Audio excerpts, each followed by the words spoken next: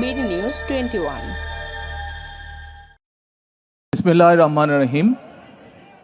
আমি মরহুমা বেগম খালেদা জিয়ার বড় সন্তান তারেক রহমান। আমি আজকে এখানে উপস্থিত সকল ভাইয়েরা এবং বোনেরা যারা উপস্থিত আছেন,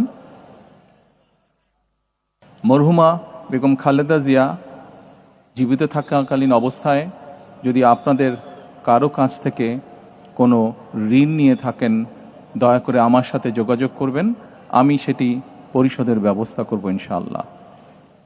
একই সাথে উনি জীবিত থাকাকালীন অবস্থায় ওনার কোনো ব্যবহারে, ওনার কোনো কথায় যদি কেউ আঘাত পেয়ে থাকেন, তাহলে মরহুমার পক্ষ থেকে আমি আপনাদের কাছে ক্ষমা প্রার্থী।